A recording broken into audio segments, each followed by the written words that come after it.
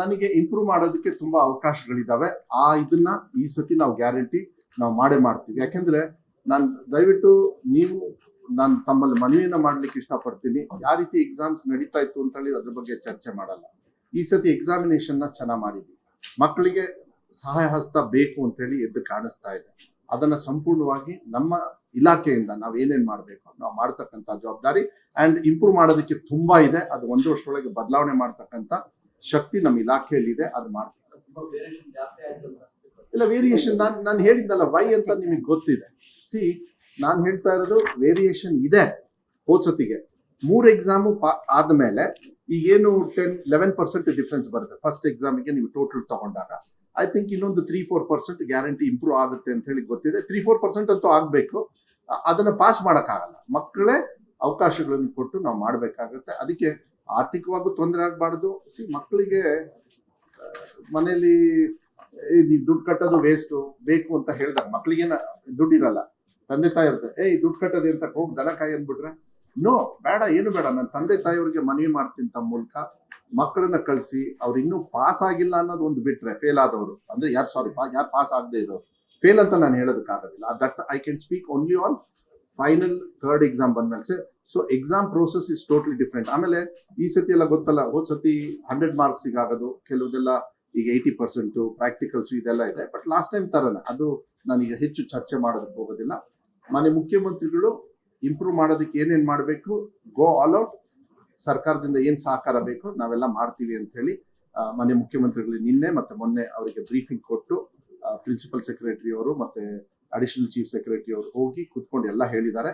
ಮಾನ್ಯ ಮುಖ್ಯಮಂತ್ರಿಗಳು ಹೆಂಗೆ ವಿಧಾನಸೌಧದಲ್ಲೂ ಕೂಡ ಹೇಳಿದ್ರು, SSLC ಮಕ್ಕಳಿಗೆ all the best, no grace marks, same thing will follow. ಇವಾಗ ನಮಗೆ ಗೊತ್ತಿದೆ ಎಲ್ಲೆಲ್ಲಿ ನ್ಯೂನತೆಗಳಿದಾವೆ ಅಂತ. ಅದಕ್ಕೆ ನಾನು ನಿಮಗೆ ಆ 4th ಪೇಜ್ ಯಾಕೆ ನಾನು ಸ್ವಲ್ಪ ತಮಗೆ ಗಮನಕ್ಕೆ ತರ್ತೀನಿ ಅಂದ್ರೆ, ಮಕ್ಕಳು ಆಲ್ಮೋಸ್ಟ್ ಅಬೌಟ್ 60%, ಐ ಮೀನ್ 90% ಎಲ್ಲ ಮಕ್ಕಳು 90 ಅಲ್ಲ, I think almost 95%, more than 50% ತಗೊಂಡಿದ್ದಾರೆ.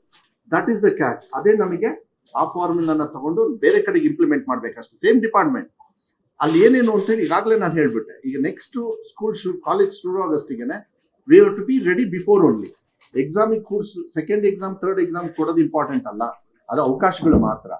ಫಸ್ಟ್ ಒನ್ನಿಗೆ ಯಾವ ರೀತಿ ನಾವು ಮುಂದೆ ತರಬೇಕು ಅಂತ ಹೇಳಿ ನಾನು ಇಲಾಖೆಗೆ ನಾನು ಮನವಿಯನ್ನು ಕೂಡ ನಾನು ಮಾಡ್ತಾ ಇದ್ದೀನಿ.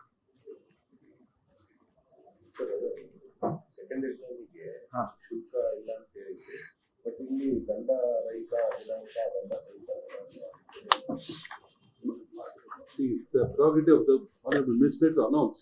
ನಾನು ಇವಾಗ ಅದನ್ನ ಈಗ ಅದೊಂದು ಮಾಡಿದ್ರು. ನಾನು ಈಗ ನಾನು ಜೆರಾಕ್ಸ್ ಮಾಡೋದ್ ಕಾಲ ಐ ಸೆಡ್ ನೋ, ಮಕ್ಕಳಿಗೆ ನಾವು ಸ್ಟ್ರಿಕ್ಟ್ ಮಾಡ್ಬಿಟ್ಟು ಕಲಿಕೆಯಲ್ಲಿ ನಮ್ಮಿಂದ ತೊಂದರೆ ಆಗಿರೋದ್ರಿಂದ ಅವ್ರಿಗೆ ಅವಕಾಶಗಳ ಕೊರತೆಯನ್ನ ನೀಗಿಸಿದೀವಿ. ನಾವೀಗ ಅವಕಾಶಗಳು ಕೊಡೋದ್ರಿಂದ ಒಂದ್ ಕಡೆ ಟೀಚಿಂಗ್ ನೋಡ್ಕೊಳ್ಳಿ, ಮತ್ತೆ ಆರ್ಥಿಕ ಹೊರೆ ಯಾಕೆ ಹಾಕ್ತೀರಾ? ಎಷ್ಟೇ ದುಡ್ಡು ಖರ್ಚಾದ್ರೂ ನಮ್ಮ ಇಲಾಖೆಯಿಂದ ನಾವು ಮಾಡಲ್ಲ. ನಾನು ಸರ್ಕಾರದಿಂದ ನಾನು ಅದೇ ಹೇಳಿದ್ನಲ್ಲ, ಮಾನ್ಯ ಮುಖ್ಯಮಂತ್ರಿಗಳು ಏನಂದ್ರು, ಅವಕಾಶಗಳು ಕೊಡಿ ಅವರಿಗೆ.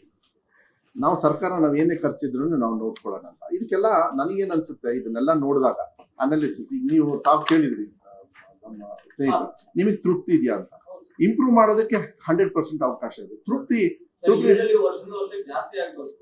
ಅಲ್ಲ, ಯಾಕೆ ಕಮ್ಮಿ ಆಯ್ತು, ಅದು ಫೇರ್ ಇನಫ್ ತಾನೆ. That is not A reason. But ನಾವ್ ಇನಿಷಿಯೇಟ್ ತಗೊಳ್ಳೋದಕ್ಕೆ ನನ್ ಕಣ್ಮುಂದೆ ನಂದು ಏನ್ ತಪ್ಪಾಗಿದೆ ಅಂತ ಹೇಳಿ ಕಾಣಿಸ್ಕೊಳ್ಳಿಲ್ಲ ಅಂದ್ರೆ ಹಿಂದಿನವ್ರಿಗೆ ನಾನು ಬ್ಲೇಮ್ ಮಾಡ್ಕೊಂಡು ಕುತ್ಕೊಳ್ಳ. ಆಯ್ತು 2 ವರ್ಷ ಆಯ್ತು ನಾವು ಬಂದು, ಇನ್ನು ಬ್ಲೇಮ್ ಮಾಡ್ತಾ ಕುತ್ಕೊಳ್ಳ ನಾನು. ಅದಕ್ಕೆ ನಾವೇನ್ ಮುಂದೆ ಮಾಡ್ಬೇಕು ಅನ್ನೋದೇ ಮಾನ್ಯ ಮುಖ್ಯಮಂತ್ರಿಗಳು ಹೇಳಿದ್ದು. ಅದಕ್ಕೆ ಅವ್ರು ಹೇಳಿದ್ರು, ನೋ, ನೀವು ಯಾವ್ದೇ ಕಾರಣಕ್ಕೂ ಏನ್ ಪ್ರಾಕ್ಟಿಕಲಿ ನಿಮ್ಗೆ ಏನ್ ಕಾಣಿಸುತ್ತೆ ಅದನ್ನ ಇಂಪ್ರೂವ್ ಮಾಡ್ಕೊಳ್ಳಿ. Don't try to help them out in examinations ಅಂತ. I think it is fair enough, ನನ್ನ ಅನ್ಸಿಕೆ. ಬಟ್ ಒಂದು ದಯವಿಟ್ಟು ನಾನು ತಮ್ಮಲ್ಲಿ ಮನವಿ ಮಾಡ್ತೀನಿ, ನೀವೆಲ್ಲ ಸ್ವಲ್ಪ ನನಗೆ ಹೆಲ್ಪ್ ಮಾಡಬೇಕು. ಮಕ್ಕಳಿಗೆ ಇನ್ನೂ ಎಕ್ಸಾಮಿನೇಷನ್ ಪ್ರೋಸೆಸ್ ಆಗಿಲ್ಲ. I am using this word very technically. ಇನ್ನೂ 2-3 ಅವಕಾಶ ಇದೆ. ಈಗ ನೀವು ಒಲಿಂಪಿಕ್ಸಿಗೋ ಇಲ್ಲ ಯಾವ್ದು ನಮ್ಮ ಮಕ್ಕಳಿಗೆ ಒಂದೇ ಸತಿ ಜಂಪ್ ಮಾಡ್ಬಿಟ್ಟು ಕಳಿಸ್ಬಿಡ್ತೀರಾ, ಹೋಗೋ ಇಷ್ಟು ಮಾಡಿದೆ ಇನ್ನೊಂದ್ಸತಿ ಹೋಗು. ಸೊ ಆ ಮ್ಯಾಟ್ರಲ್ಲೇ ಅದೇ ದಿವಸ ಅದೇ ಅವರಲ್ಲಿ ಜಂಪ್ ಮಾಡಿಸಿ ಅವ್ರು ಗೋಲ್ಡ್ ಮೆಡ್ಲು, ಇಲ್ಲ ಬ್ರಾನ್ಸ್ ಇರೋರು ಗೋಲ್ಡ್ ಮೆಡ್ಲು, ಇಲ್ಲ ಗೋಲ್ಡ್ ಮೆಡಲ್ ಅವ್ರನ್ನ ಅಂದ್ರೆ ಗೋಲ್ಡ್ ಮೆಡಲ್ ತಗೊಂಡವ್ನು ಅಲ್ಲೇ ಇರ್ತಾನೆ, ಬಟ್ ಬೇರೆಯವ್ರನ್ನ ಅವ್ರು ಬೀಟ್ ಮಾಡಿ ಅವಕಾಶಗಳು ಕೊಡ್ಬೇಕು ಅನ್ನೋದು ಒಂದು ಬಿಟ್ರೆ ಇನ್ನೇನಿಲ್ಲ. ಸರ್, ಈಗ ನೀವು ನೀವೇ ಹೇಳಿದ್ರಿ 2 ಸರಿ ನಾವು ಇನ್ನೂ ಅವಕಾಶ ಇದೆ ಮಕ್ಕಳಿಗೆ ಇಂಪ್ರೂವ್ಮೆಂಟ್ ಮಾಡೋದಕ್ಕೆ ಅಂತ. ಬಟ್ ಈಗ 3ನೇ ಸರಿ ಬರೆಯುವಂತವ್ರಿಗೆ ಸಿಇಟಿ ಕ್ಲಿಯರ್ ಆಗಿ ಹೇಳ್ತಾ ಇದಾರೆ ನಾವು ಅವಕಾಶ ಇಲ್ಲ. ಅರ್ಥ ಆಗ್ಲಿಲ್ಲ.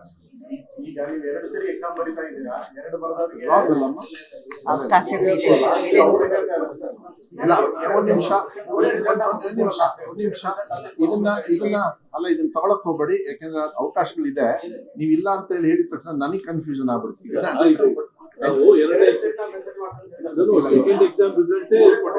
ಮತ್ತೆ ನಾವು ಮಾತಾಡ್ತೀವಿ, ಒಂದ್ ನಿಮಿಷ ಕನ್ಸಿಡರ್ ಮಾಡ್ತಾರೆ. ಅಲ್ಲ ಚಂದ್ರಾಸ್ ಅವ್ರೆ, ಇಲ್ಲ ಒಂದ್ ನಿಮಿಷ. ಐ ವಾಂಟ್ ಟು ಅಲ್ಲಲ್ಲ ಒಂದ್ ನಿಮಿಷ ಇಟ್ ಇಸ್ ರಾಂಗ್. ಅದಕ್ಕೆ ನಾನು ಹೇಳ್ತಾ ಇರೋದು, ನಿಮಗೆ ಬೈ ಚಾನ್ಸ್ ಅವಕಾಶ ಇದೆಯಲ್ಲೋ ನಾನು ಅದನ್ನ ಏನು ರಿಯಾಕ್ಟ್ ಮಾಡಕ್ ಹೋಗಲ್ಲ ಅನ್ಲೆಸ್ ಐ ನೋ. ಯಾಕೆ ನಾನು ಡೇಟ್ ಇವತ್ತೇ ಕೊಡ್ತಾ ಇದ್ದೀನಿ ಅಂದ್ರೆ, ಅವಕಾಶ ಇಲ್ಲ ಅಂದ್ರೆ ನೀವು ಸೆಕೆಂಡ್ ಎಕ್ಸಾಮ್ ತಗೊಂಡು ಯು ಹ್ಯಾವ್ ಟು ಪಾಸ್, ಕರೆಕ್ಟಾ? ಇಲ್ಲ ಅಂದ್ರೆ ಅವಕಾಶ ಇದೆ ಅಂದ್ರೆ ಅಲ್ಲ, ಅವಕಾಶ ಇರ್ಲಿ, ಕೊಡೋಣ ಅವಕಾಶ. CET ಅವ್ರಿಗೂ ಮಾತಾಡೋಣ, ಅದೇನು ಇದಂತ ಹೇಳಿಲ್ಲ. ಅವಕಾಶ ಇದೆ ಅಂದಾಗ ಅಟ್ಲೀಸ್ಟ್ 9th ನೋಡಿ. ಲಾಸ್ಟ್ ಟೈಮ್ ನೀವು ನೋಡಿ ಅದ್ರೊಳಗೆ 24th 9th we have advanced almost 16 days before. Last time ನೀವೆಲ್ಲ ಕೇಳಿದ್ರಿ ನನಗೆ, ಈ ಸೆಕೆಂಡ್ ಎಕ್ಸಾಮ್ ಮನ್ಸಿಗೆ ಬಂದಂಗೆ ಹೇಳ್ತೀರಾ ಎಲ್ಲ ಮುಂದಿನ ವರ್ಷ ಫಸ್ಟ್ ಟೈಮ್ ನಾವು ಮಾಡ್ಬೇಕಾರೆ. ಯಾಕಂದ್ರೆ ಕೆಲವರು ಹೋದ್ ಸತಿ ನಂಗೆ ಕೇಳಿದ್ರು, ಹೇಮಂತ್ ಅವ್ರ ಲಾಸ್ಟ್ ಟೈಮ್, ಹೇಮಂತ್ ಅಲ್ಲ ಜೈನ್, ಸಾರಿ ಲಾಸ್ಟ್ ಟೈಮ್ ನೀವು ಗೊತ್ತಿಲ್ಲ. ಲಾಸ್ಟ್ ಟೈಮ್ ಕೇಳಿದ್ವಿ, ನೀವು 3rd ಎಕ್ಸಾಮ್ ಮನ್ಸಿಗೆ ಬಂದಂಗೆ ಕೇಳ್ತೀರಾ, ಹಾಕ್ತೀರಾ ಅಂತ. ನೋ, ಎಷ್ಟು ನಾವು ವರ್ಕೌಟ್ ಮಾಡಿದ್ದಾರೆ ಅಂದ್ರೆ, ಹೋದ್ ಸತಿ ಇದೆಲ್ಲ ತಗೊಂಡು ಇವಾಗ್ಲೇನೆ ಕೊಡಿ. A child can not don't have to take second, 3rd ತಗೋಬಹುದು. ಬಟ್ ನಾನು ಹೇಳಿದ ಹಂಗಲ್ಲ, ಅವಕಾಶಗಳನ್ನ ಯಾವ್ದು ಕಳ್ಕೊಳ್ಬೇಡಿ, ಎಲ್ಲದನ್ನು ತಗೊಳ್ಳಿ ಅಂತ ಹೇಳಿ ನಾನ್ ರಿಕ್ವೆಸ್ಟ್ ಮಾಡ್ತೀನಿ.